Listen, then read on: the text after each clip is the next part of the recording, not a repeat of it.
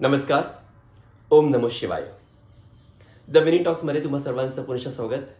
विनय बोलतोय. आज महाशिवरात्र आणि त्यानिमित्ताने तुम्हाला मी काहीतरी वेगळं सांगायचा प्रयत्न करतोय. आपल्या हिंदू धर्मामध्ये 4 महत्त्वाच्या रात्री आहेत.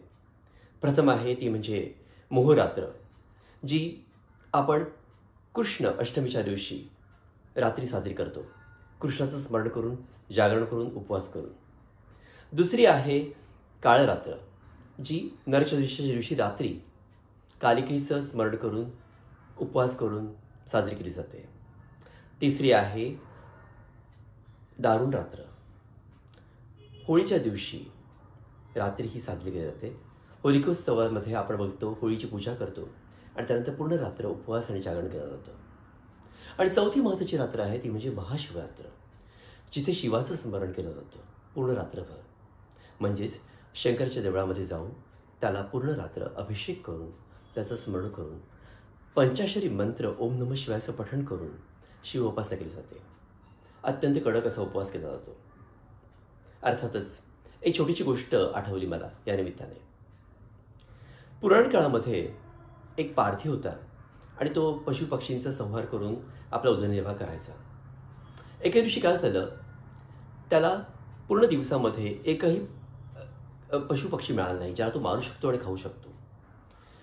नंतर सुदैवाने त्याला एक हरण सापडलं आणि तो म्हणाला की ठीक आहे, या हरणाला मारूया.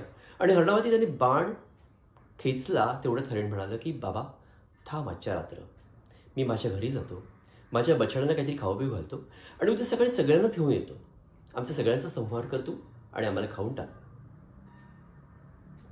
तेव्हा तो म्हणाला ठीक आहे, आपण एक रात्रभर थांबूया. पारधी बिचारा एका झाडावर चढून बसतो आणि योगायोगाने ते झाड असतं बिल्वपत्रांचं झाड, म्हणजे बेलाचं झाड. पूर्ण रात्र तो काहीतरी चाळ म्हणून एक एक पान खोडून खाली टाकत होता आणि खाली साक्षात शंकराची पिंड होती. पूर्ण रात्र शंकरावरती त्याने बिल्वपत्रांचा अभिषेक केला आणि उपवासही घडला त्याचा, कारण त्याने काही खाल्लं नव्हतं. त्यामुळे शंकर भगवान त्यांच्यावरती प्रसन्न झाले. आणि दुसऱ्या दिवशी जेव्हा पारधी हरणाची वाट बघत होता, त्यावेळेला हरिण आणि त्याची पिल्लं जेव्हा आली आणि त्याने सांगितलं की म्हटल्याप्रमाणे आम्ही आता आलोय, आता आम्हाला तू मारून खा. पण शंकर भगवानांनी त्यांच्या पूर्ण मनोवृत्तीमध्ये बदल केला होता पारध्याच्या. आणि हा पारधी हरणाला म्हणाला की नाही, आता तुम्हाला जीवनदान, मला तुमची हत्या करायची नाहीये. मनोवृत्तीमधला फरक त्याला शिवलोकामध्ये घेऊन गेला. आणि म्हणूनच म्हणतोय की शंकराची उपासना तुम्ही केली तर तुमच्या मनोवृत्तीमध्ये उचित असा बदल घडेल. आणि एक महत्त्वाचं म्हणजे तुमची एक मानसिक वृत्ती त्यागवृत्तीकडे जाईल, जे शंकरने स्वतः जीवनामध्ये केलं.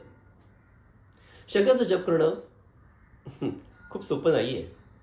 एक पंचाक्षरी मंत्र आहे ओम नमः शिवाय, त्याचा जप करावा. ओम नमः शिवा शिवा शिवा हा एक जप करावा. आणि सगळ्यात महत्त्वाचा म्हणजे महामृत्युंजय जप. ओम त्र्यंबकं यजामहे सुगंधिं पुष्टिवर्धनम् उर्वारुकमिव बंधनात् मृत्यू मोक्ष यामृतात्.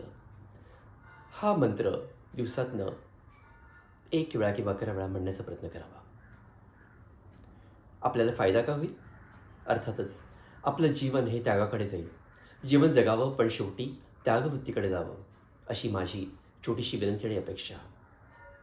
शिवभगवानाने आपल्याला जे काही दिलं आहे ते म्हणजे जीवन आणि त्यागाचं मूर्तिमंत उदाहरण शिवभगवान. तेव्हा तुम्ही शंकर शिव यांची उपासना करावी.